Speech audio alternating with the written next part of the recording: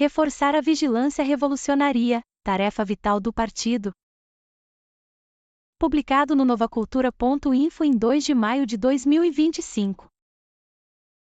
Camaradas, sabeis que cumprimos nossas tarefas como Partido Revolucionário do Proletariado no ambiente de aguda luta de classes, onde a tendência não é para sua amenização mas para seu acirramento crescente.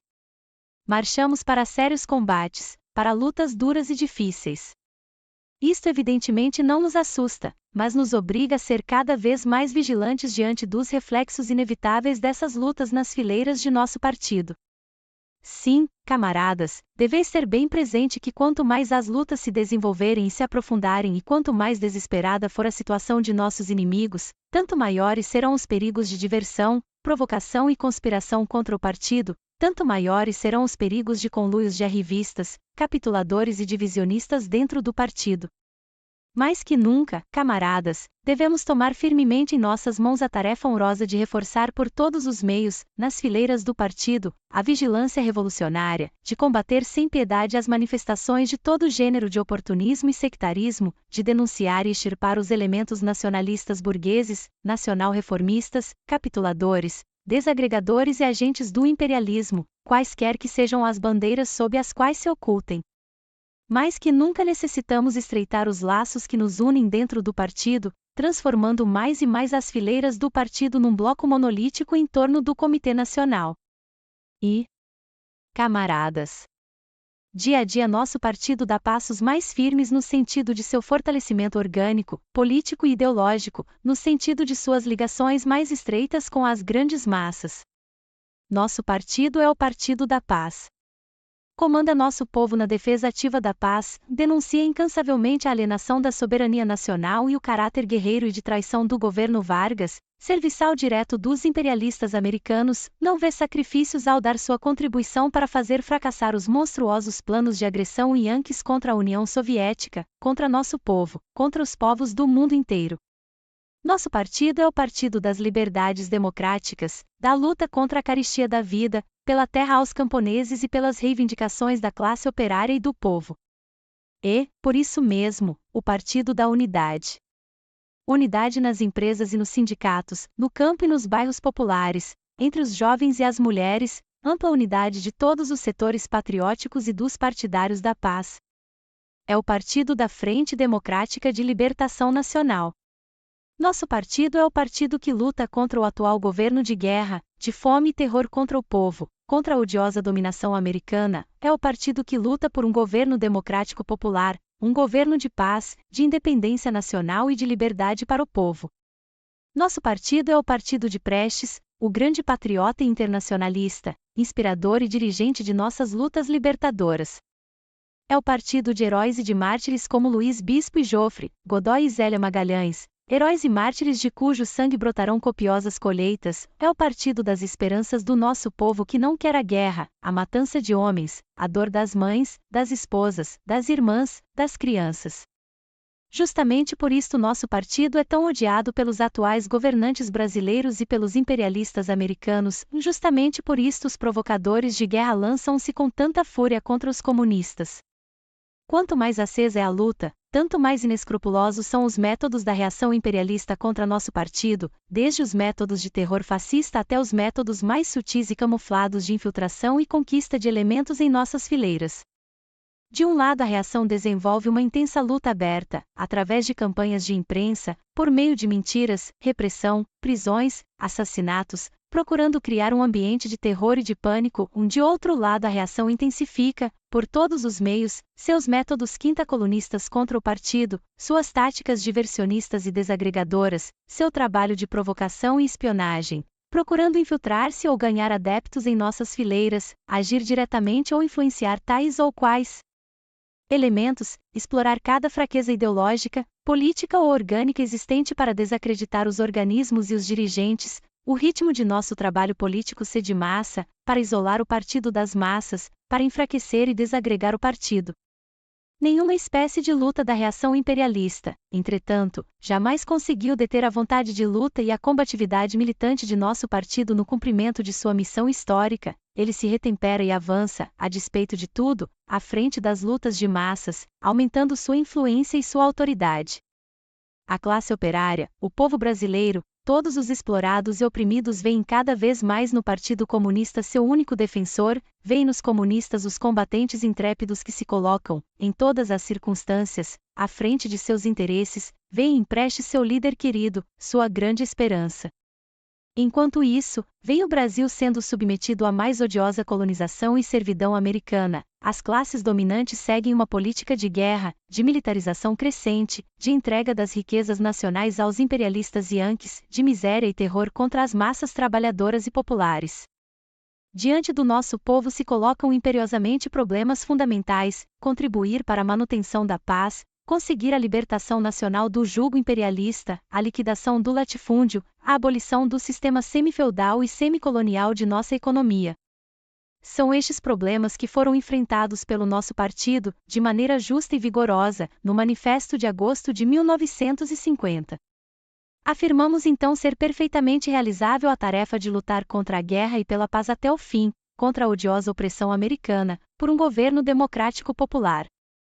Nestas circunstâncias, quando o partido tem uma justa linha política e exige de seus membros esforços cada dia maiores, quando as lutas se tornam mais duras e o partido abre fogo contra o oportunismo, é inevitável que os elementos instáveis, ainda existentes em nossas fileiras, sintam o terreno faltar-lhes sob os pés.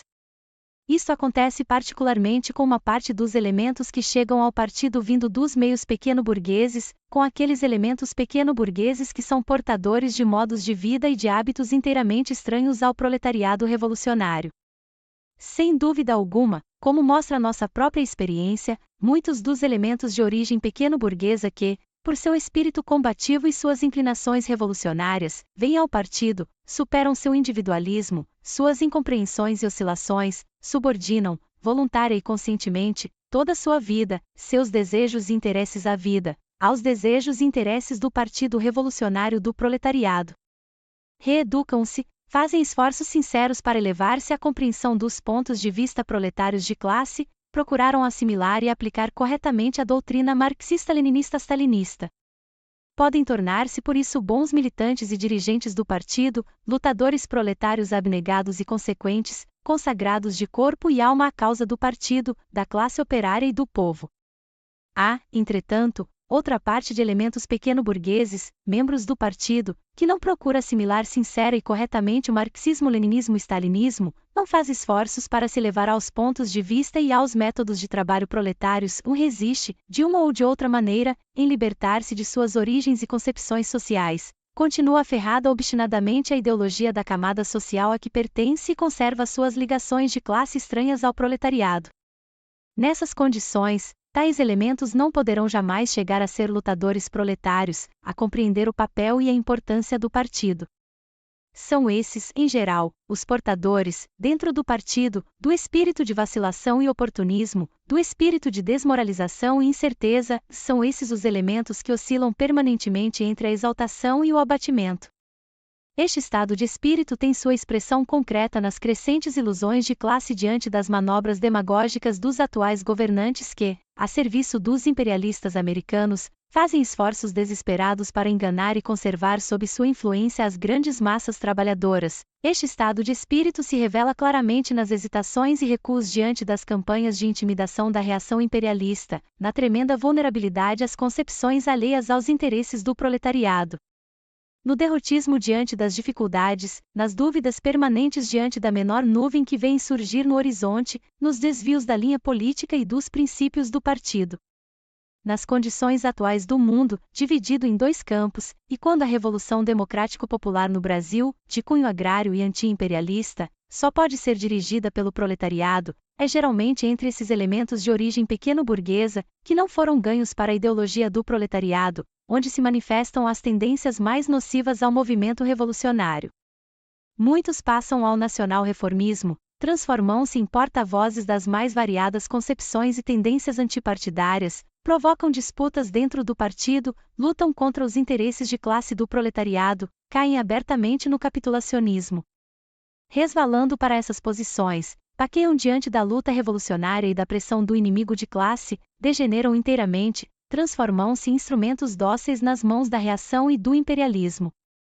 Quando desmascarados, inicialmente protestam e gritam, reclamam que se pretende liquidá-los como revolucionários, mas logo passam ao ataque contra o partido.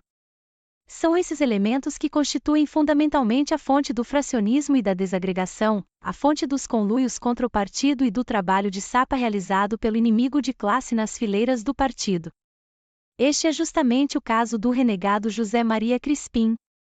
Iniciadas sob a máscara de divergências políticas, suas atividades contra-revolucionárias logo evoluíram para o embuste e a calúnia contra o partido e sua direção nacional, descambando, por fim, para a deserção, o fracionismo e a traição. Segunda. Camaradas.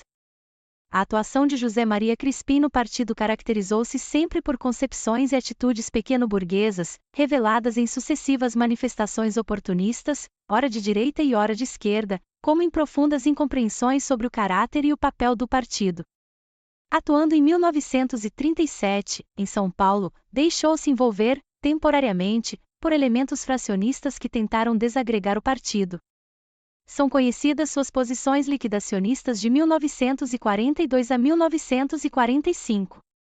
Ao sair da prisão, em abril de 1945, declarando reconhecer seus erros liquidacionistas, foi enviado para trabalhar na capital de São Paulo, mas já em 1948 era seriamente criticado por seus falsos métodos de direção partidária, reconhecendo, então, que se apoiava em métodos individuais, centralizava tudo em suas mãos e tendia à criação de um séquito próprio no trabalho.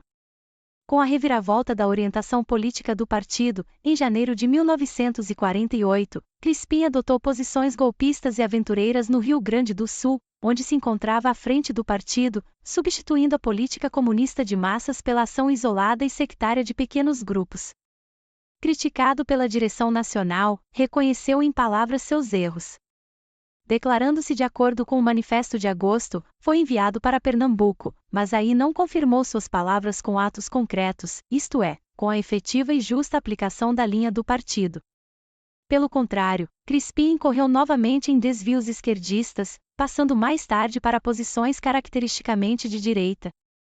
As tendências direitistas e sectárias de Crispim, que são as duas faces da mesma moeda do oportunismo, suas conhecidas incompreensões pequeno-burguesas sobre o papel e os princípios do partido, muitas vezes criticadas, mas nunca superadas, não poderiam senão agravar-se diante do crescente acirramento da luta de classes, quando mais acesos e ásperos se tornam os combates e maiores são as dificuldades do trabalho. Assim é que, no pleno do Comitê Nacional de fevereiro de 1951, Crispim, dizendo concordar com a linha política do partido, defendeu posições tipicamente oportunistas, contrárias a essa mesma linha, achando que as atividades do partido deviam reduzir-se exclusivamente à luta pelas reivindicações mais imediatas e dentro do atual quadro dominante em nossa pátria. Foi então criticado por suas falsas posições políticas, sendo o informe da comissão executiva e as resoluções da reunião aprovados por unanimidade, com o voto favorável, portanto, do próprio Crispim. Mas, preocupado com isto, o Secretariado Nacional, logo após o pleno de fevereiro, voltou a discutir fraternalmente com Crispim, tratando de mostrar-lhe, mais detalhadamente, o caráter dos erros que ele vinha cometendo em suas atividades como dirigente. Procurando defender suas posições políticas oportunistas e novamente criticado, Crispim começou então a apresentar sua verdadeira fisionomia, disposto a tudo fazer no sentido de arrastar o partido para o pântano da capitulação. Com efeito, tentando apresentar-se sob uma máscara política e ideológica, Crispim surgiu com um longo documento propondo sinuosamente a revisão da linha do partido, sugerindo tortuosamente que não levantemos a bandeira da independência nacional e da democracia popular. Ora camuflando-se, ora caindo em evasivas, Crispim se desorienta com seu jogo duplo e grita em desespero contra a linha do partido. Por onde nos conduzirá uma perspectiva revolucionária de programa e de organização? Vejamos a situação em que nos encontramos.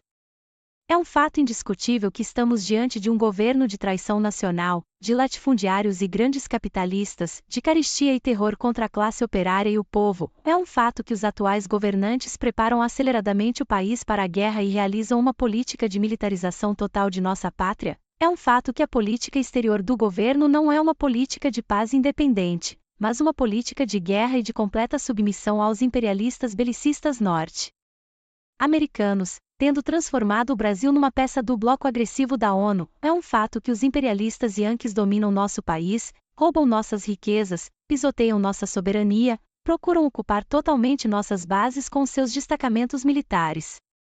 Que fazer diante disto? Crispim toma posição contra as palavras de ordem fundamentais de nosso partido, protestando que não há condições para o partido ter um programa nacional libertador e lutar pela paz, pela independência nacional, por terra aos camponeses e por um novo poder, um poder democrático popular. Segundo ele, na atual situação não há condições para se formular semelhante programa e para se lutar por essas tarefas políticas. Eis, camaradas, uma posição oportunista e de capitulação aos atuais governantes brasileiros e à odiosa servidão americana. O que Crispim propugna limitaria o partido a fazer pequenas manobras, a lutar por pequenas melhorias e reformas que não exigem nem de longe a eliminação da odiosa opressão americana nem a luta contra o governo de guerra, terror e fome que infelicita nosso povo, melhorias e reformas, portanto, inteiramente compatíveis com os marcos do atual regime semicolonial e semifeudal.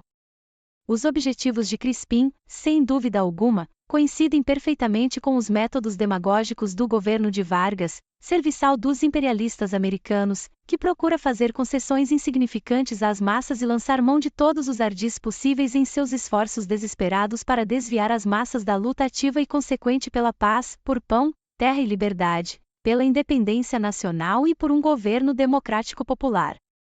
A posição política do nosso partido, como Partido Revolucionário do Proletariado, é outra bem diversa. É a posição de luta intransigente pelos interesses supremos do proletariado e do povo. Isso significa que nosso partido, no atual momento histórico, luta pela paz e pela libertação nacional do jugo imperialista, liquidação das sobrevivências semifeudais e pela entrega gratuita da terra aos camponeses, pela confiscação dos capitais americanos e por uma posição independente do Brasil na ONU, pela imediata melhoria das condições de vida das massas trabalhadoras e pelo desenvolvimento independente da economia nacional, pelas liberdades democráticas para o povo e pela instrução e cultura para as massas, contra o atual governo de lacaios dos provocadores de guerra americanos e por um governo democrático e popular. Destas tarefas políticas, destaca-se a luta pela paz como nossa tarefa central. Quer dizer, nosso partido liga intimamente a luta pela independência nacional à luta pela paz, arregimentando as massas para as campanhas patrióticas, por um pacto de paz e contra o envio de tropas brasileiras para participarem dos atos agressivos de Truman, denunciando incansavelmente o caráter de traição nacional dos atuais governantes brasileiros, concitando todas as forças patrióticas e democráticas a lutarem pela libertação da odiosa opressão americana. Quer dizer ainda, nosso partido considera que a luta pela paz está indissoluvelmente ligada, como diz o camarada Suslov, à defesa dos interesses vitais da classe operária e de todos os trabalhadores, que a luta pela paz é, ao mesmo tempo, a luta contra a miséria, a fome e o fascismo. Assim, a luta ativa pela paz e contra os provocadores de guerra possibilita o despertar mais rápido das massas, permite mobilizá-las e organizá-las, facilita o desmascaramento dos atuais governantes e dos imperialistas americanos, aproxima nossas tarefas das tarefas de todas as forças que lutam pela vitória total do campo da paz e da democracia, liderado pela União Soviética e por Stalin. O partido considera que o único caminho para alcançar tais objetivos é o caminho da mais ampla unidade de todas as forças democráticas, sobretudo da classe operária e dos camponeses. Por isso, nosso partido luta pelo fortalecimento de todas as organizações sindicais e de massas. Por isso, nosso partido presta todo o apoio e participa abnegadamente do movimento dos partidários da paz. Por isso, nosso partido conclama todos os democratas e patriotas, acima de quaisquer diferenças de crenças religiosas, de pontos de vista políticos e filosóficos, para se unirem numa ampla frente democrática de libertação nacional para a ação e para a luta. Estas as justas posições políticas de nosso partido. Diante delas, fica perfeitamente claro que os objetivos políticos de Crispim, suas apregoadas teses políticas não passam de armadilhas nacional-reformistas, que servem aos planos criminosos dos provocadores de guerra americanos e brasileiros e visam desviar nosso partido, a classe operária e o povo, das lutas de massas e dos verdadeiros objetivos das lutas nacional-libertadoras. Camaradas.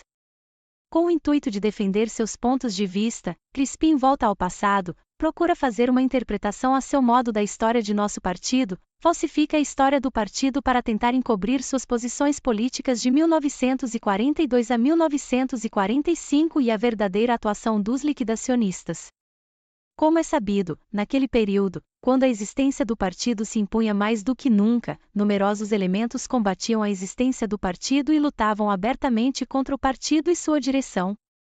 Em nome da União Nacional, os liquidacionistas defendiam e exigiam a dissolução, a anulação e a supressão das organizações partidárias, abjurando dessa forma a existência ilegal do partido. O liquidacionismo, diz Lenin, é um oportunismo de tal natureza que chega até a renegar o partido. Daí Crispim e aqueles liquidacionistas mais empedernidos, entre os quais formava o camarada Fernando Lacerda, terem lançado a mais terrível campanha de calúnias que se possa imaginar contra todos os que se batiam pela existência do partido e lutavam praticamente pelo crescimento e fortalecimento do partido. Queremos, aqui, recordar que José Maria Crispim fez, por várias vezes, em 1945, 1946 e 1947, autocrítica de suas posições liquidacionistas.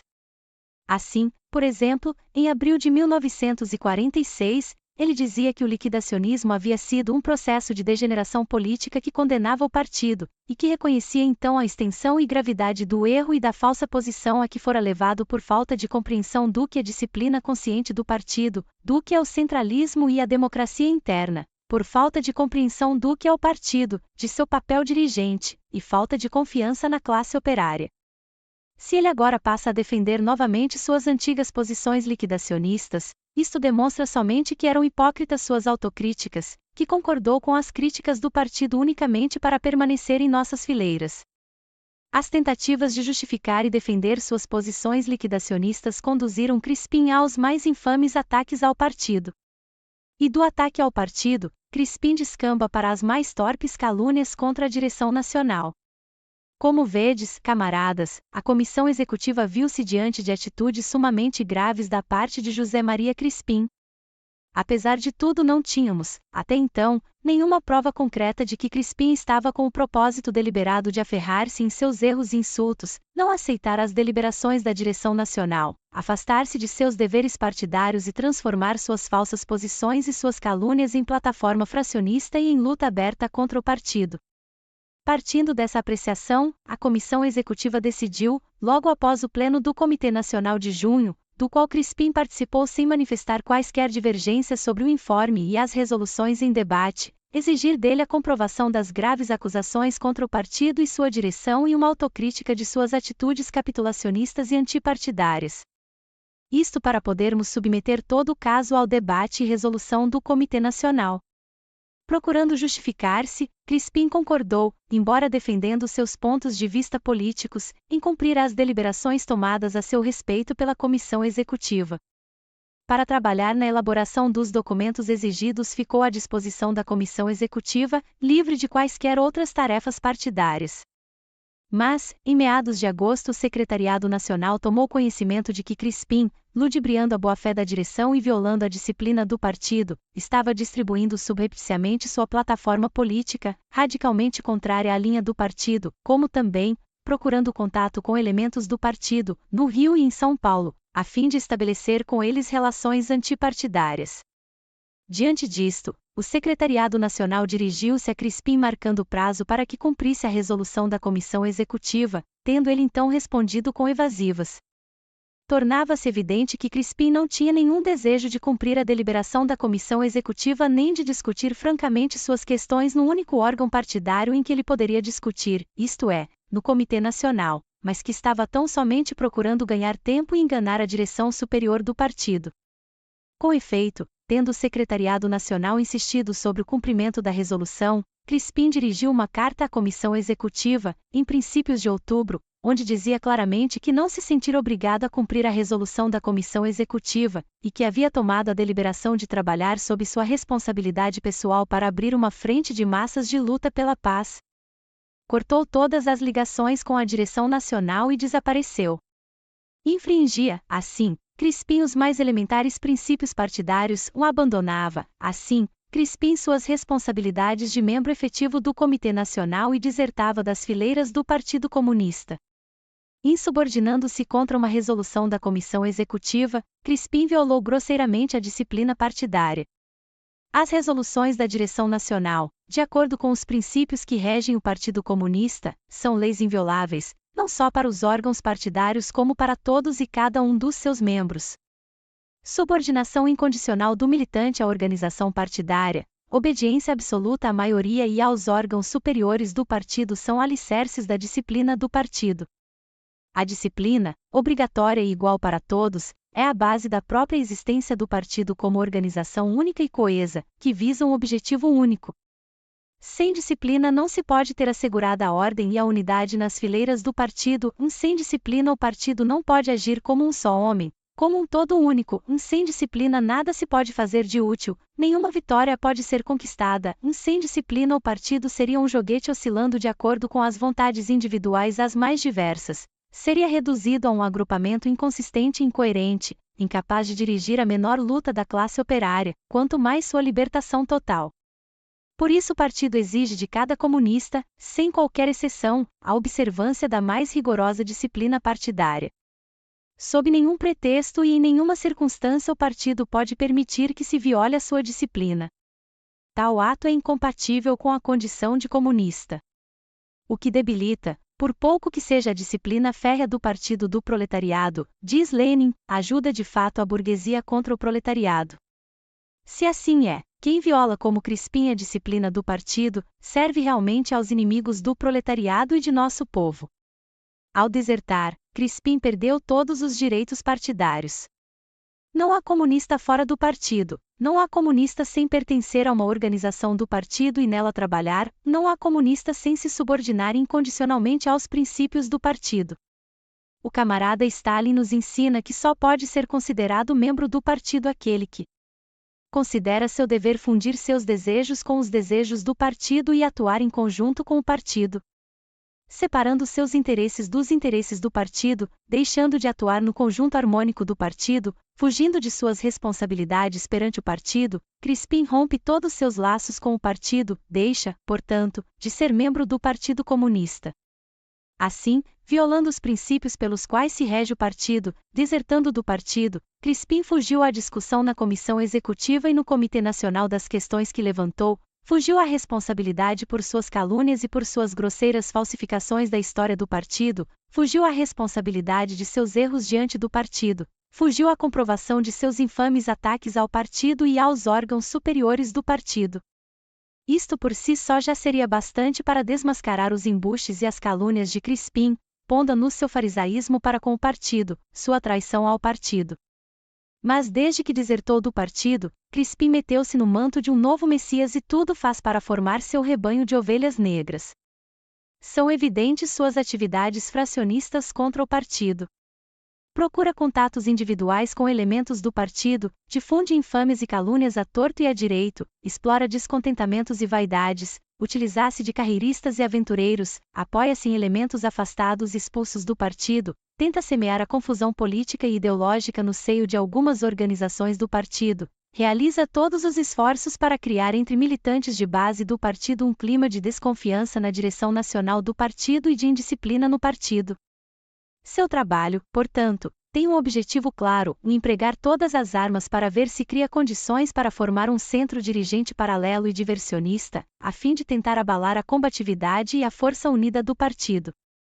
A existência do partido é incompatível com a existência de grupos ou frações.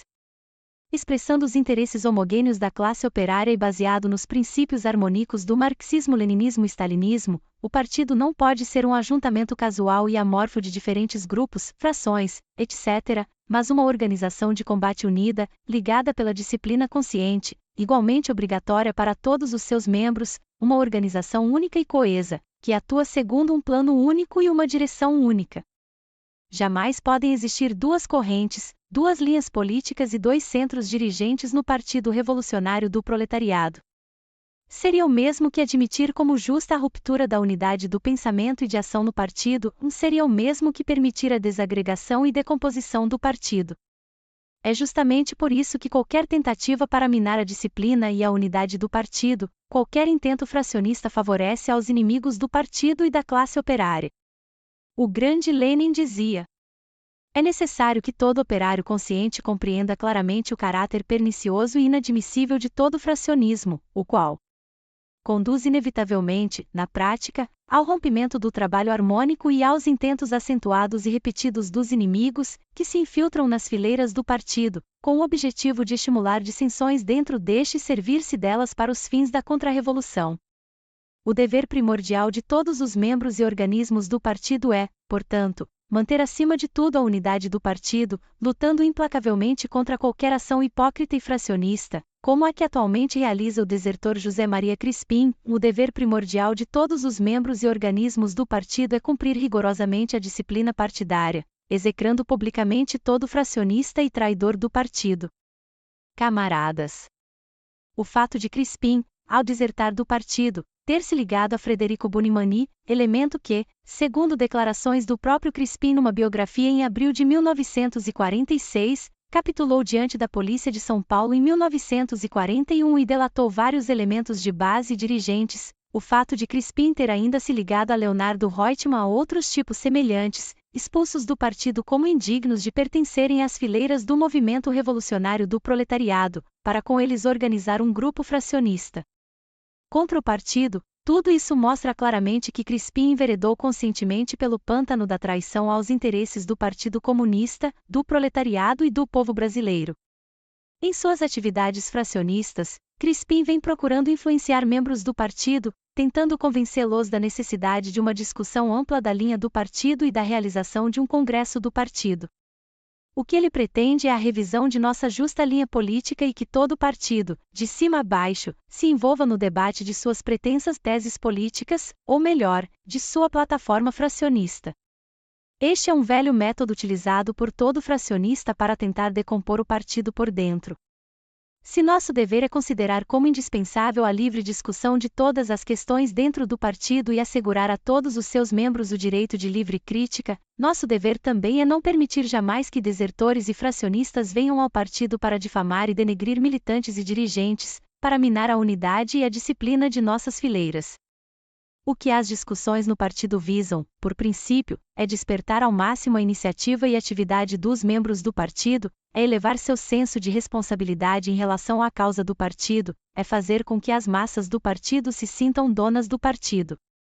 Discussão livre, discussão que seja benéfica à causa do partido, sim, mas nunca a liberdade para que meia dúzia de capituladores realizem uma tagarelice sem fim, ou que sirva de veículo para que divisionistas e aventureiros tentem enfraquecer a vontade de luta ou minar a unidade do partido, nem para dar tribuna de onde um tipo qualquer possa deblaterar contra o partido em proveito de suas ambições pessoais ou de interesses escusos que representa. Se nenhum militante ou dirigente do partido, individualmente, tem o direito de exigir que se abra uma ampla discussão no partido por qualquer motivo ou questão, se uma discussão ampla em todo o partido não pode ser realizada a qualquer momento nem de qualquer maneira, seria o maior dos absurdos, camaradas, se chegássemos a permitir que agentes do inimigo ou quem pensa como o inimigo tivessem, por um instante sequer, liberdade para destilar no seio do partido o veneno do nacional-reformismo e de concepções antiproletárias. Em nosso partido não há esse tipo de liberdade para desertores e fracionistas, como Crispim, agirem à sua vontade, discutirem o que bem entenderem, formarem grupos fracionistas para quebrar a unidade do partido e tentarem provocar cisões que possam minar a força do partido, seu prestígio e autoridade entre as massas. Certa vez, combatendo aqueles que desejavam esse tipo de liberdade no partido, o camarada Stalin exclamou: Deus nos livre de tal democracia. Não necessitamos de uma espécie qualquer de discussão e de uma espécie qualquer de democracia, mas de discussão e de democracia que ofereçam proveito ao movimento comunista. Admitir, portanto, como justa a discussão, dentro do partido, de uma plataforma fracionista, a discussão, dentro do partido, com desertores e traidores, seria colocar comunistas e divisionistas no mesmo pé de igualdade, seria aceitar e dar direitos às frações e aos grupos nas fileiras do partido, seria colocar no mesmo nível o antipartido e o partido. Diante de fracionistas e traidores, a única posição justa é combatê-los e esmagá-los em toda a linha. Ao mesmo tempo, camaradas, podemos afirmar, o partido fará seu congresso quando julgar conveniente, mas sem fracionistas como Crispim. Os congressos do partido são congressos de militantes honrados e fiéis ao partido e não de desertores e traidores do partido. Um congresso do partido é realizado sempre sob uma direção adequada e quando o momento permita. Em outras palavras, não deve haver uma situação de emergência no país e o congresso só pode ser convocado pelo Comitê Nacional ou por solicitação de 2/3 de seus membros. O debate preparatório do Congresso é sempre promovido em todos os organismos do partido pelos respectivos órgãos dirigentes, processando-se à base de teses e normas elaboradas pelo Comitê Nacional. No Congresso debatem-se os informes prestados pelo Comitê Nacional, emergindo daí a linha política e as tarefas do partido como fruto da vontade da maioria, da unidade de pensamento e de ação dos comunistas. Se quisermos conhecer mais profundamente os princípios que devem exigir e dirigir uma ampla discussão no partido, basta tão somente citarmos o que é estabelecido pelo glorioso Partido de Stalin. A discussão ampla, sobretudo a discussão geral em toda a URSS de questões de política do partido, deverá ser organizada de tal modo que não possa conduzir a que uma minoria insignificante tente impor sua vontade à imensa maioria do partido ou a que se tente formar agrupações fracionistas que quebrem a unidade do partido ou produzir cisões que possam minar o poderio e a firmeza da ditadura da classe operária. Uma ampla discussão em toda a URSS, portanto, só poderá ser considerada indispensável no caso de que sua necessidade seja reconhecida ao menos por várias organizações locais do partido de caráter regional ou republicano. Se dentro do Comitê Central do partido não houver maioria suficientemente firme sobre os problemas mais importantes da política do partido. Se, mesmo existindo uma maioria firme no CC que defenda um ponto de vista determinado, o CC considere necessário, entretanto, comprovar a justeza de sua política por meio de uma discussão no partido. Somente cumprindo estas condições se poderá garantir o partido contra os abusos na aplicação da democracia interna do partido por parte dos elementos contrários a ele. Unicamente nestas condições se poderá esperar que a democracia interna no partido redunde em benefício da causa e não seja aproveitada para causar danos ao partido e à classe operária. Por certo, sem a menor sombra de dúvida, nosso partido, do primeiro ao último militante, está de acordo com estes princípios fatalistas, não com os embustes do desertor e fracionista José Maria Crispim. Camaradas. Tendo enveredado abertamente pelo caminho da traição, Crispim chegou aos limites extremos da mentira e duplicidade e lança agora nova série de calúnias contra o partido e sua direção nacional. Urde as piores infâmias com o objetivo de ver se consegue desacreditar a direção superior do partido, particularmente o núcleo dirigente do partido. Não é por acaso que elementos como Crispim empregam a mesma tática dos mais furiosos liquidacionistas e dos golpistas de 1945 que tiveram a veleidade de tentar separar Prestes do partido. Não é por acaso que os métodos de Crispim se assemelham como duas gotas d'água aos métodos da reação, que em 1946 tudo fez para explorar as declarações de Prestes sobre a guerra imperialista e sobre a amizade para com a União Soviética. Tentava assim a reação abrir brechas no partido, procurando jogar elementos do partido contra Prestes.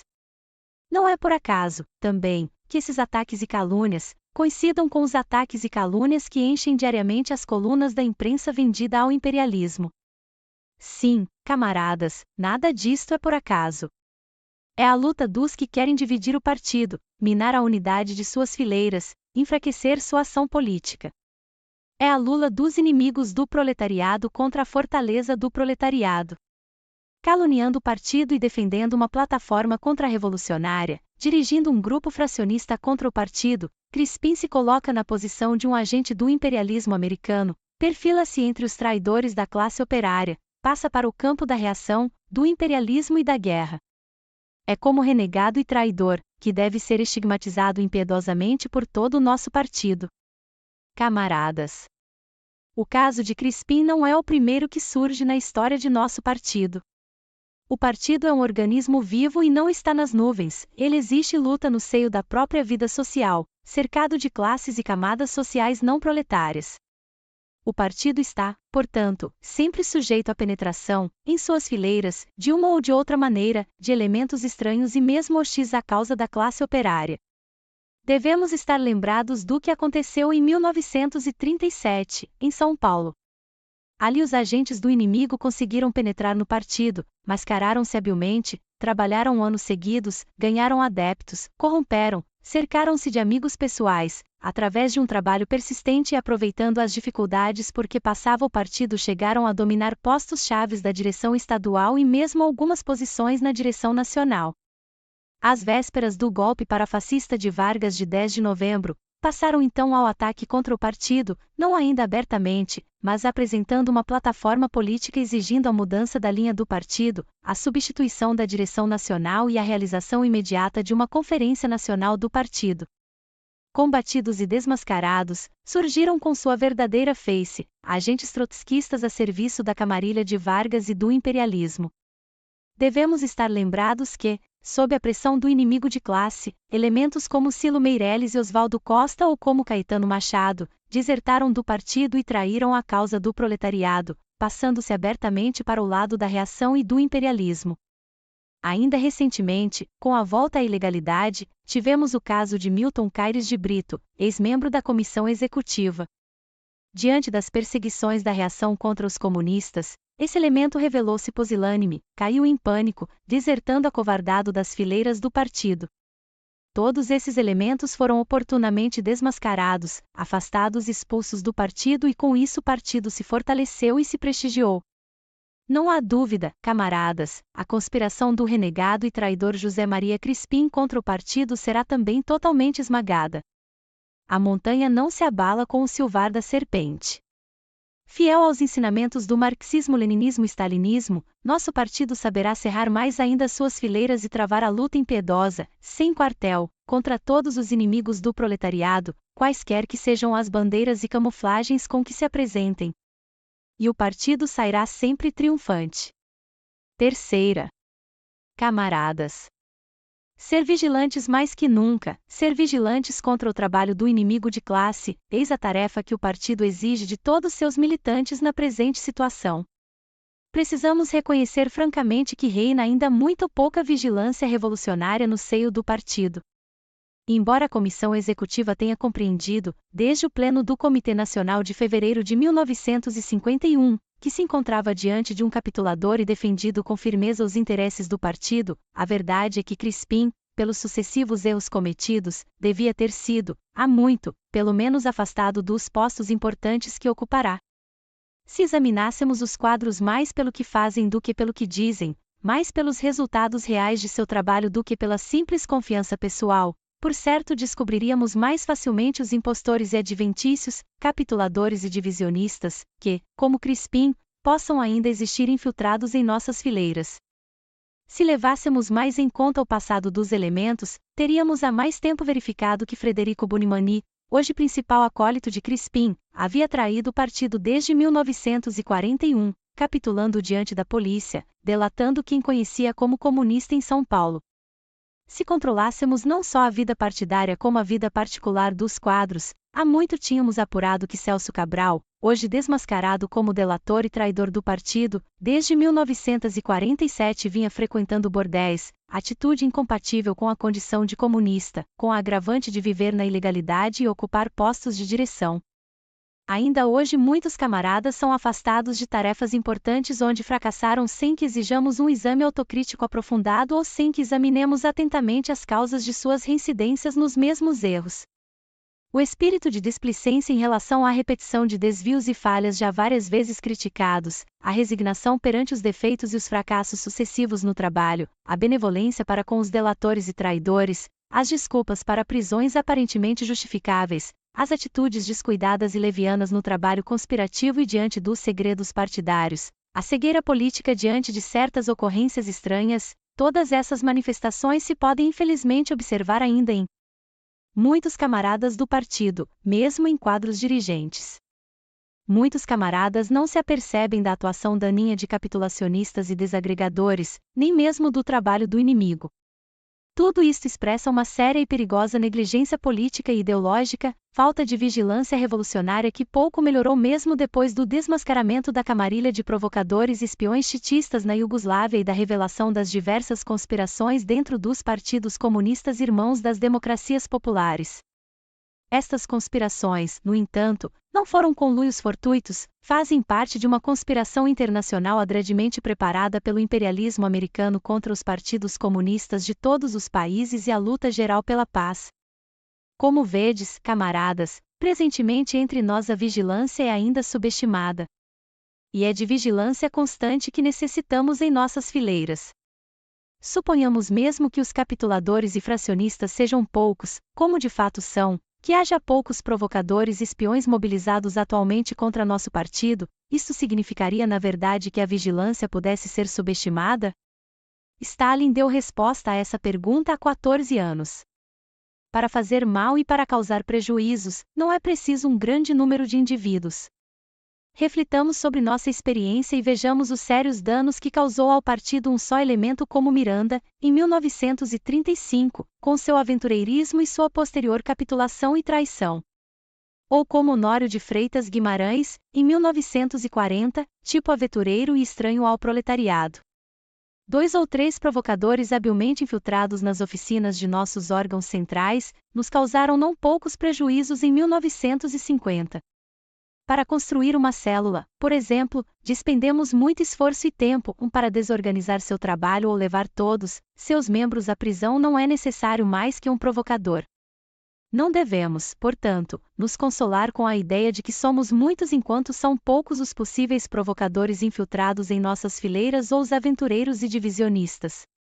O que é preciso agora é dar provas da mais elevada perspicácia política e de uma firme e permanente vigilância revolucionária para não permitirmos a menor violação dos princípios partidários e para pôr em guarda os militantes do partido contra o trabalho dos capituladores e fracionistas, provocadores e espiões. Precisamente porque somos um partido revolucionário, cuja missão histórica é conduzir a classe operária e o povo brasileiro à libertação total, é que necessitamos livrar as fileiras do partido de todo elemento estranho à ideologia do proletariado. Desmascarar e extirpar do partido os fracionistas e espiões, os agentes do imperialismo, eis uma tarefa urgente e fundamental. Nenhuma razão, camaradas, temos para pensar que somente com a aspereza da luta e as dificuldades no trabalho, as escórias são eliminadas do partido antes que nós as eliminemos. Ao contrário, elas se grudam como sanguessugas no organismo do partido. Se é verdade que a luta clandestina enrijece os quadros e leva os revolucionários mais abnegados e audazes, não é menos verdade que nela o inimigo duplica seus esforços, utiliza todos os recursos e artimanhas, põe a seu serviço pessoas que tiveram atitudes pusilânimes na prisão, delatores e traidores, aproveita-se de capitulacionistas e desagregadores, movimentando todos como marionetes para o trabalho de sapa no interior do partido, para os conluios fracionistas contra o partido, para tentar golpes na cabeça e no coração do partido. Concretamente, é preciso acabarmos com o sentimentalismo pequeno-burguês, imperdoável de certos camaradas que sempre têm uma palavra de desculpa e indulgência para com os delatores que causaram danos ao partido, entregando endereços, casas e camaradas à polícia. Não se pode perdoar aos pusilânimes e covardes que, na polícia, traíram o partido, revelaram ao inimigo as questões privativas do partido. Informar ao inimigo de classe é descer, quaisquer que sejam as circunstâncias ou pretextos que possam ser apresentados, à categoria de auxiliar da polícia, de renegado, de vil traidor do partido e da classe operária.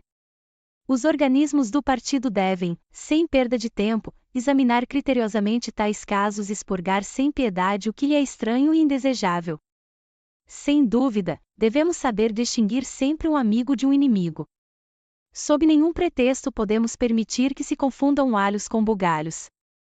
Há uma diferença como do dia para a noite entre camaradas fiéis que têm opiniões equivocadas ou que cometem leviandades e erros por inexperiência ou falta de capacitação, e fracionistas ou provocadores que cozinham a confusão ideológica, desvirtuam a linha política, sabotam sua aplicação, semeiam boatos e intrigas, levantam discórdias e lutas sem princípios e minam a solidariedade entre os membros do partido e a unidade de nossas fileiras. Aos camaradas que cometem falhas e erros no trabalho, devemos corrigi-los e educá-los através da crítica e da autocrítica franca e leal, mas contra os fracionistas incorrigíveis e provocadores comprovados, o que nos cabe fazer é desmascará-los publicamente e expulsá-los do partido. Em nenhum momento, camaradas, devemos acusar um elemento de capitulador e fracionista, provocador e espião, senão à base de fatos indiscutíveis e de provas concretas. Não olvidemos que o inimigo, para se mascarar no seio do partido, pode especular até mesmo com a vigilância, urdindo infâmias contra comunistas honrados e fiéis, para semear a desconfiança mútua e a desorganização em nossas fileiras. Não permitamos que se crie em nenhuma organização do partido a atmosfera malsã da desconfiança e da suspeita. Estejamos prevenidos contra a leviandade e a falta de escrúpulos, contra qualquer tentativa de vingança pessoal, contra todo intento arrivista de aplicar medidas disciplinares à base de falsas acusações ou de simples calúnias. A calúnia contra militantes orados encobertas sob a bandeira da vigilância, dizia o camarada Zadano, é na atualidade o procedimento mais difundido para encobrir, para dissimular uma atividade inimiga. Entre os caluniadores é onde devemos ir buscar, antes de tudo, os vespeiros dos inimigos ainda não desmascarados. Uma vez, entretanto, de posse de dados já examinados com o máximo de cuidado e seriedade, o que cabe fazer é colocar abertamente a questão no organismo respectivo, desmascarar impiedosamente o capitulacionista ou provocador, fracionista ou espião descoberto, extirpando todas as concepções e tendências que ele possa ter destilado no seio de uma ou outra organização do partido, pondo ainda todos os membros e dirigentes do partido diante de suas responsabilidades partidárias, em lugar de restringir o caso a simples medidas disciplinares. Para reduzir a pó o caso de Crispim, por exemplo, é preciso não somente expulsá-lo das fileiras do partido, mas analisar seu caso perante todo o partido, desmascarar sua plataforma política e seu trabalho fracionista, empreendendo ainda uma intensa campanha de esclarecimento dos princípios partidários e da linha política, prevenindo também o partido sobre as várias formas de trabalho dos capitulacionistas e fracionistas, provocadores e espiões nas fileiras do partido. Isto é imprescindível. É a única maneira de arrancarmos o mal pela raiz, educarmos os membros e dirigentes do partido no espírito da intransigência proletária e na defesa dos princípios que regem nosso partido, fortalecermos ainda mais a unidade e a disciplina em nossas fileiras. É na luta que o partido se desenvolve, é depurando-se que o partido se fortalece e se tempera.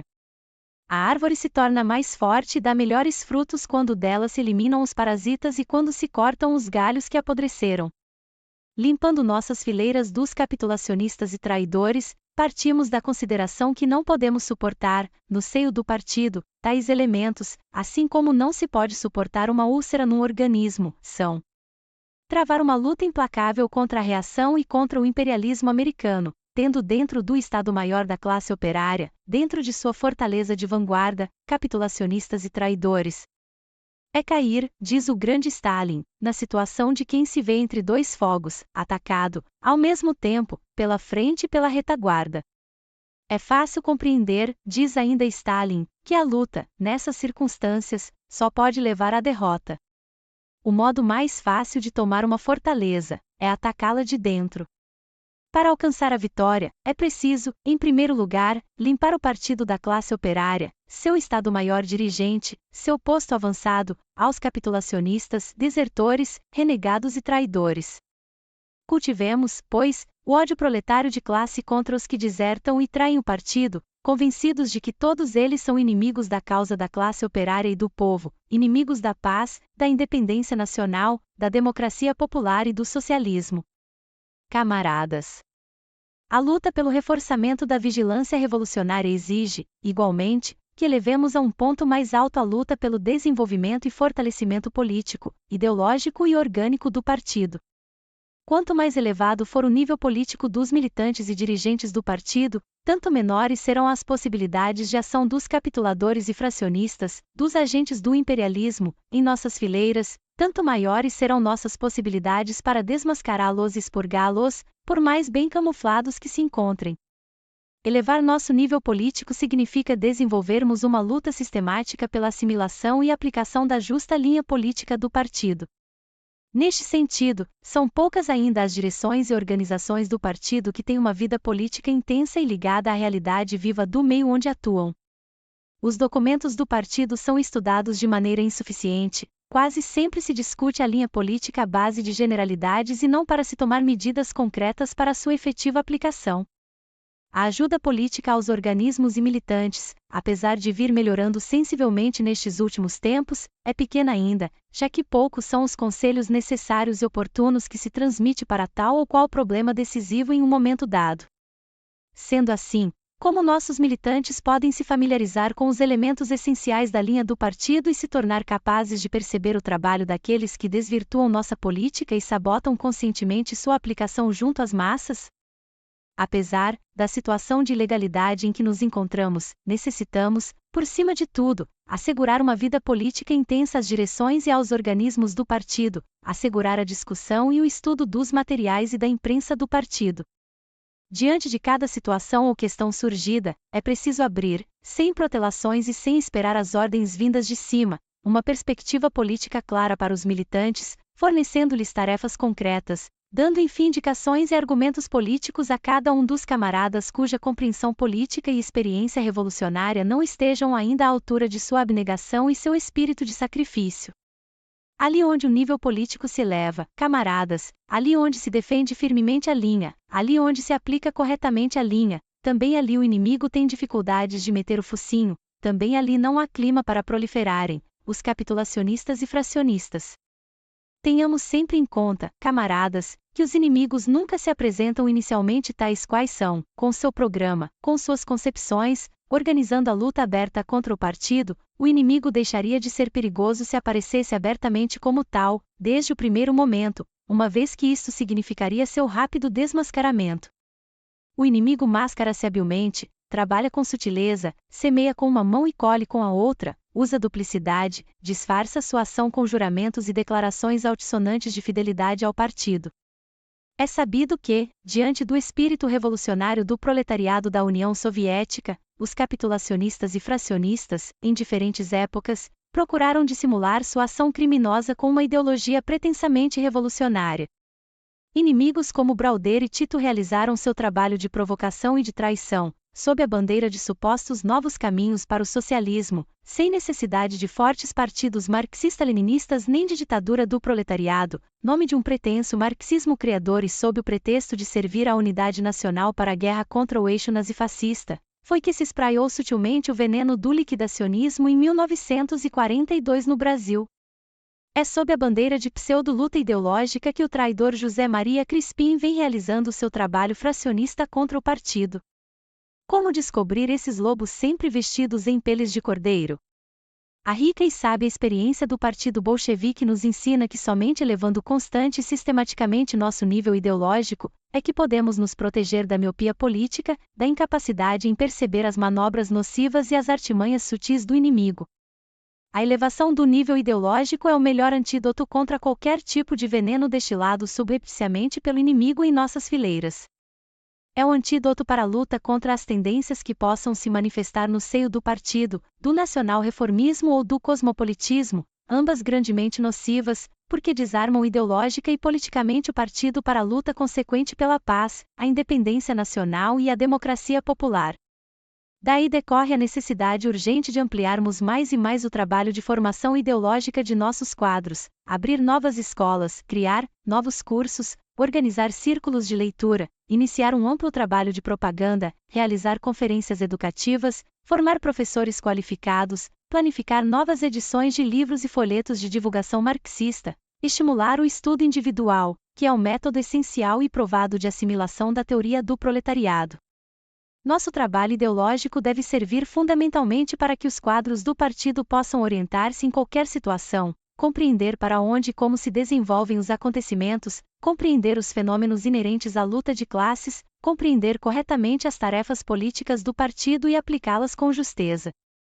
Através da luta pela assimilação do marxismo-leninismo-stalinismo é que nosso partido vai adquirir mais amplas perspectivas revolucionárias, vai conseguir maiores êxitos na solução dos problemas políticos, vai armar-se melhor para o combate aos capitulacionistas e divisionistas e levantar com mais decisão a bandeira da vigilância revolucionária, vai inculcar nos militantes mais confiança e certeza na vitória de nossa sublime causa. Como vedes, camaradas, trata-se de uma questão sumamente importante. Falamos, camaradas, de nossas tarefas no terreno político e ideológico para desenvolver a vigilância revolucionária nas fileiras do partido. Mas para assegurar seu êxito são necessários alguns requisitos orgânicos, é preciso, entre outros, saber selecionar quadros abnegados e capazes para aplicarem efetivamente as resoluções do partido, a controlar sistematicamente a marcha do cumprimento das resoluções até o fim. Um bom controle tem importância fundamental na luta pelo reforçamento da vigilância revolucionária e pelo desmascaramento dos capitulacionistas e fracionistas, dos provocadores e espiões. Ele permite verificar como se aplica e se defende a linha e quais os resultados reais do trabalho. Muitas vezes vemos camaradas que se preocupam pouco com o andamento do trabalho, que não vão até o fundo das questões, não tomam muito a peito as dificuldades com que tropeçam, outras vezes vemos paralisações do trabalho do partido no momento em que maiores eram as necessidades de sua intensificação. Em tais casos, isto é, quando surgem fracassos sucessivos na aplicação das tarefas ou repetições de atitudes desleixadas no trabalho, a verificação criteriosa dessas questões pode esclarecer-nos se se trata de um camarada irresponsável, que devemos criticar ou substituir, ou se se trata da mão do inimigo semeando a má semente na organização partidária. Controlar quer dizer examinar a atividade dos quadros e dos organismos do partido. Ali onde há uma justa e sistemática verificação do cumprimento das tarefas, ali temos em nossas mãos um poderoso refletor que ilumina todo o campo das atividades partidárias, revelando as falhas e as atitudes negligentes no trabalho, revelando quem é honrado e quem não presta, revelando quem se deve promover e estimular e quem se deve pôr de lado ou expurgar. Por outro lado, se há setor onde a vigilância revolucionária deva exercer-se em toda a sua plenitude é justamente na seleção dos quadros. Mas, precisamente neste particular, procedemos ainda com muita displicência. Selecionamos os quadros muitas vezes por suas intervenções ou declarações solenes e não pelo exame e controle de seus atos e realizações concretas. Outras vezes a escolha se processa à base do simples conhecimento pessoal. Tudo isto devemos evitar. Qualquer falha na seleção dos quadros pode ser uma janela aberta que pode ser galgada por um arrivista ou filisteu, fracionista ou provocador. Devemos conhecer profundamente nossos quadros e selecioná-los com rigoroso critério. E tanto mais rigoroso quanto mais alta for sua responsabilidade. O critério mais provado, para termos uma visão completa e fazermos um julgamento correto sobre os quadros, é verificá-los e selecioná-los tendo em conta seu presente e seu passado, sua vida partidária e sua vida particular, sua fisionomia política e suas aptidões práticas. Ou em outras palavras, devemos escolher quadros que sejam honrados e fiéis ao partido, dedicados ao povo, firmes na defesa da linha e na superação das dificuldades, eficientes no trabalho, exigentes para consigo e para com os outros, capazes de trabalhar abnegadamente em qualquer tarefa que lhe seja designada e de organizar o trabalho de todos para a execução das diretrizes do partido segundo esse justo critério. Insistamos mais e mais na promoção audaciosa dos quadros proletários, mesmo que eles não se saiam airosamente de suas primeiras tarefas, mesmo que não tenham ainda os necessários conhecimentos teóricos nem suficiente experiência do trabalho de direção. Refutando as restrições na promoção dos quadros proletários, disse o camarada Stalin. Na vida do Partido Comunista, bolchevique, da URSS houve casos em que à frente de grandíssimas organizações provinciais do partido se encontravam operários com insuficiente preparação teórica e política. Entretanto, estes operários mostraram-se melhores líderes que muitos intelectuais, privados do necessário instinto revolucionário. É bem possível que a princípio as coisas não marchem de todo bem com os novos líderes, mas isto não é nada fatal. Quando derem um ou dois tropeções, eles se emendarão e aprenderão a dirigir o movimento revolucionário. Os líderes não caem nunca do céu já feitos. Forjam-se no processo da luta. Desde que selecionemos os quadros guiando-nos por esses critérios, iremos descobrir quadros que nunca enxergamos antes, como iremos depurando o partido dos elementos que lhes são estranhos ou dos que se deixaram inocular pelo veneno do inimigo de classe. Camaradas, as responsabilidades de nosso partido, as tarefas para o reforçamento da vigilância revolucionária, põem numa altura nova, extraordinária, a questão do papel e da importância da partido. O partido é o fator decisivo, e sem o partido tudo será quimérico. Os sucessos de nossa causa dependem, antes e acima de tudo, do desenvolvimento e do reforçamento cada vez maior do partido. Mas nosso partido é forte, antes e acima de tudo, pela unidade de vontade e de ação, é forte pela atividade e o devotamento de todos seus membros em conjunto e de cada um de seus militantes em particular. Vede bem, camaradas, dia a dia é preciso mais e mais devotamento ao partido.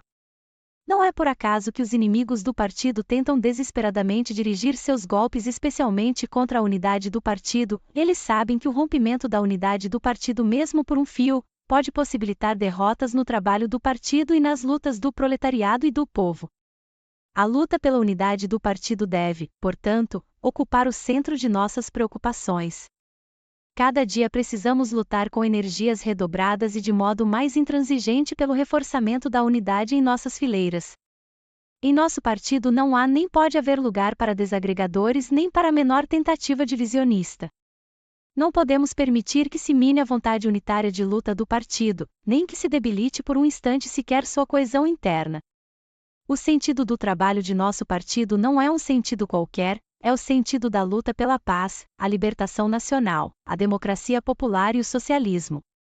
Nenhum sucesso pode ser conseguido, nesta luta encarniçada, sem a mais elevada unidade de vontade e de ação, sem que o partido atue uníssono, como um só homem, onde a mais leve dissonância seja pressentida, combatida e eliminada.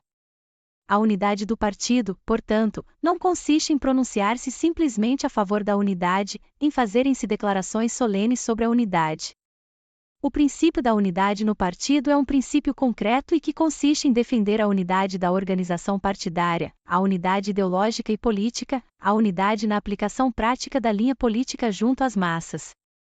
Eis porque dizemos: nenhuma guarida em nossas fileiras aos violadores da unidade, a unidade do partido acima de tudo. Nunca, nem por um minuto, diz Stalin, os bolcheviques consideraram o partido de outra forma a não ser como uma organização talhada de um só tronco e que possui uma única vontade. Sabemos, camaradas, que todos e cada um dos membros do partido repelirão impiedosamente qualquer intento de fracionismo, zelarão carinhosamente pela unidade do partido como o que há de mais sagrado na sua vida de militante comunista. A unidade partidária que defendemos intransigentemente não deve significar, sob nenhum pretexto, qualquer cerceamento da livre discussão e do debate dentro do partido. É preciso estimular entre todos os membros do partido, da direção à base, a coragem política e a ânsia de saber, encorajar todos a que manifestem abertamente seus pontos de vista. São imensamente úteis a luta de opiniões e a crítica no partido. Mas tudo isto, camaradas, dentro do partido e não fora do partido, sempre por caminhos que sejam benéficos ao partido. Observando os princípios estatutários, cada camarada deve expressar francamente com toda liberdade seu pensamento. E o dever de cada um de nós é escutar paciente e atentamente todas as críticas e todos os pontos de vista, sejam os mais discordantes. Separando o joio do trigo, aceitemos as opiniões que são justas e procuremos persuadir com argumentos convincentes aos elementos honrados e fiéis que se equivocam. Sem chocá-los, sem feri-los, devemos tudo fazer para esclarecê-los, mas falando-lhes com toda franqueza. Sim, porque nosso dever primeiro, como comunistas, é batermos-nos, sem vacilações nem meios termos, pela linha do partido, batermos-nos contra toda resistência à linha e à sua fiel aplicação, contra todo desvio oportunista e sectário. Se as divergências surgidas forem em torno de questões práticas, ou se ajustam facilmente ou se pode chegar a um entendimento comum. Se forem divergências políticas, é preciso não evitar o debate, discutir até que as divergências sejam vencidas e que tenha triunfado a linha do partido, sem nos esquecermos, porém que o partido não é um clube de discussões intermináveis, mas uma organização de combate. No partido não pode haver duas linhas nem linha intermediária de conciliação, no partido só há uma única linha que é a linha da maioria. E, entre nós, não manda Cosme nem Damião, esta ou aquela vontade individual. Quem manda é sempre a maioria, porque é a expressão da vontade do partido.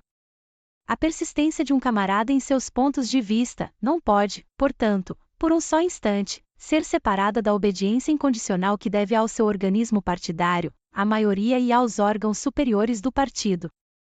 Mesmo admitindo que a maioria esteja equivocada e que suas opiniões são as mais corretas, o dever de todo membro do partido é colocar a unidade do partido acima de tudo, submetendo-se às decisões da maioria e aplicando honrada e fielmente essas decisões, continuando ao mesmo tempo, a lutar disciplinada e firmemente para que sejam corrigidos os equívocos. Em nosso partido não há o direito de quem quer que seja, desobedecer à vontade da maioria e aos órgãos superiores do partido e agir de maneira individual e independente dos princípios estatutários. Nenhum membro ou dirigente do partido pode transformar-se em juiz de si mesmo, nosso único e supremo juiz é o partido. A ordem do partido não se constrói na base da vontade de indivíduos, mas na base do princípio de subordinação do militante à organização, da minoria à maioria, das organizações inferiores às organizações superiores e de todos os militantes e organismos ao Comitê Nacional. Qualquer ação, portanto, que possa minar a disciplina e atingir, por mais leve que seja, a unidade do partido, é uma ação ilícita, constitui uma violação grosseira dos princípios do partido. Eis porque todo militante honrado e fiel deve evitar, em quaisquer circunstâncias, atingir a disciplina partidária. Nossa regra de conduta deve ser uma só: submissão absoluta ao princípio supremo da unidade e da disciplina partido. Se tirarmos, camaradas, mais atentamente as lições de nossas experiências, como dos partidos comunistas irmãos, veremos, sem dificuldades, que os capitulacionistas, fracionistas, provocadores e espiões não podem manter-se no partido senão por uma aplicação insuficiente das normas do centralismo democrático nas diversas instâncias do partido. Se bem que, sob o atual regime de terror e perseguições, nosso partido se veja obrigado a guardar um caráter estritamente conspirativo, o que o priva temporariamente de estruturar-se totalmente à base do princípio da eleição a partir de baixo, devemos, no entanto, encontrar formas e métodos que nos permitam aplicar melhor os princípios do centralismo democrático em nossas fileiras. Ninguém em sã consciência pode deixar de reconhecer que a realização de amplas reuniões do partido esbarra em sérios obstáculos, na situação política em que vivemos, de ditadura a serviço dos provocadores de guerra americanos. Tendo o máximo de cuidados para não expor demasiado e levianamente as direções e organizações do partido aos golpes da reação, devemos, entretanto, realizar mais normalmente plenos, ativos, assembleias das células, etc., para que se possa examinar, com mais frequência e da maneira mais coletiva, o trabalho das organizações partidárias na aplicação das tarefas do partido. Desta forma criaremos maiores garantias para pôr a descoberto os defeitos e entraves no trabalho, para se fazer um melhor exame crítico e autocrítico das questões, para desmascarar e expulsar os que conseguiram introduzir-se no partido para envenená-lo. Uma coisa é 3 ou 4 camaradas dirigentes observarem e controlarem os defeitos e as falhas no trabalho, outra coisa bem diversa é quando, além desses 3 ou 4 dirigentes, 10, 20 ou 30 outros comunistas observam e controlam os defeitos e as falhas no trabalho, criticando-os e corrigindo-os, tudo em função do fortalecimento do partido.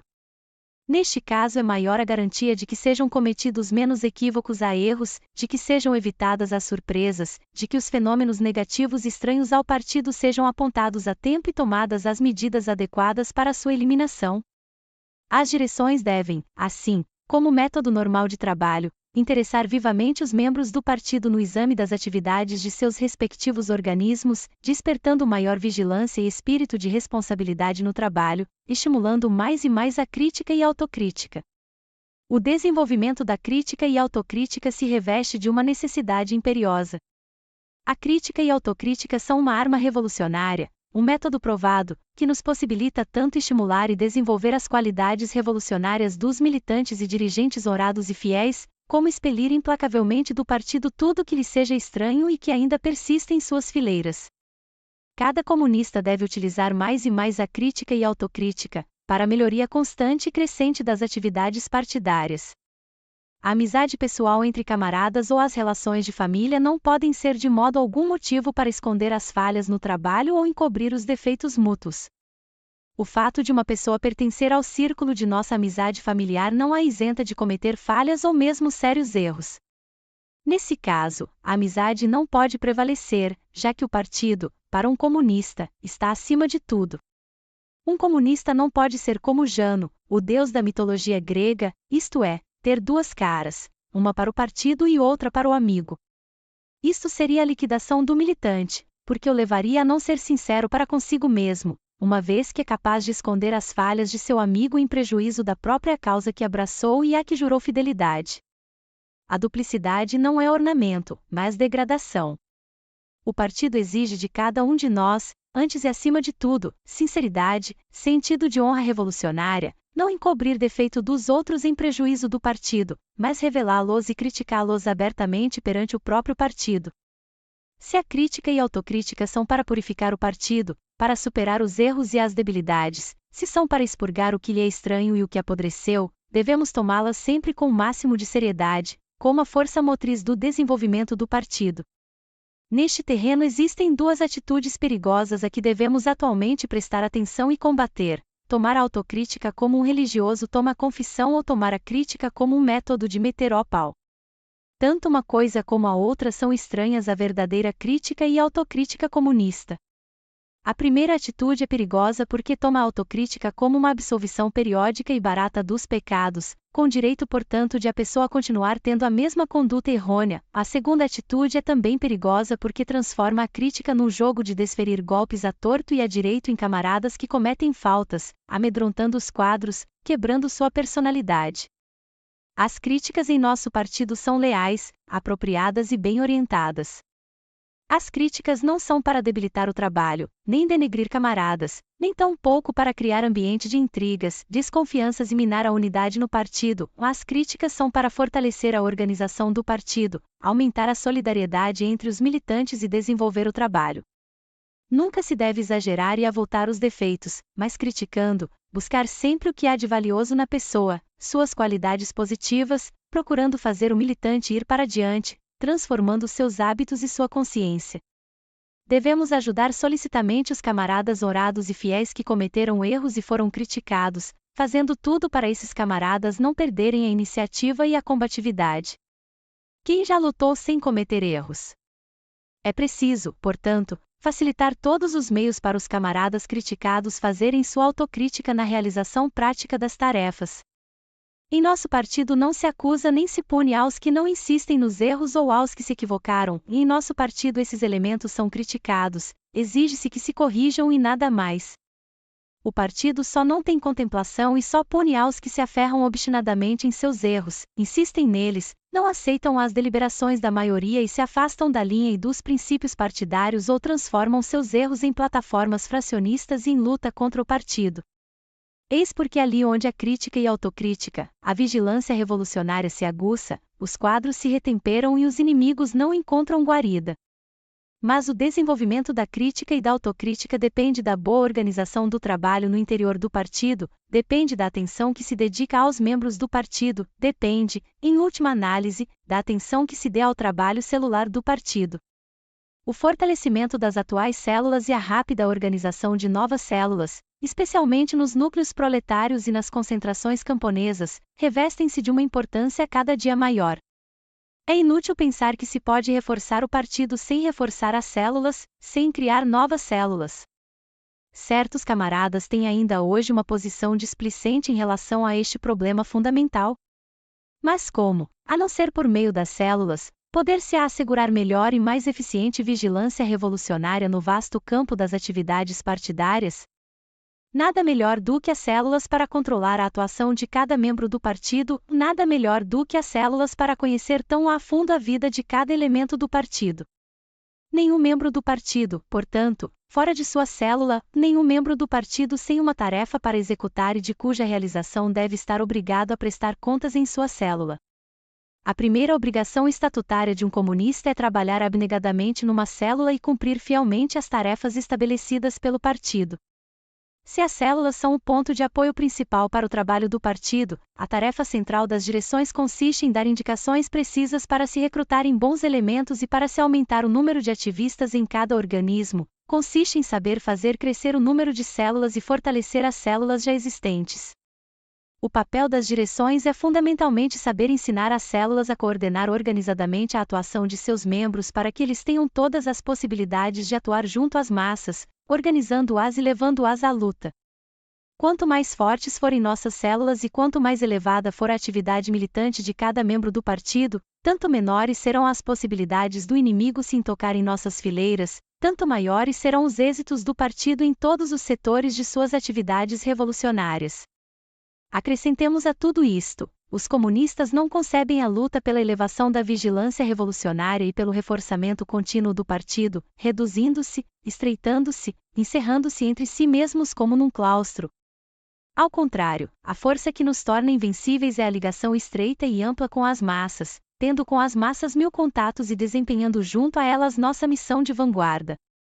Se as massas amam o partido, se gozamos de crédito moral e político entre as massas, se as massas nos reconhecem como seus guias, elas não só seguirão as indicações do partido, mas também ajudarão o partido a desvencilhar-se e a desmascarar as ovelhas negras. Camaradas, tais são as tarefas essenciais para redobrarmos a vigilância revolucionária.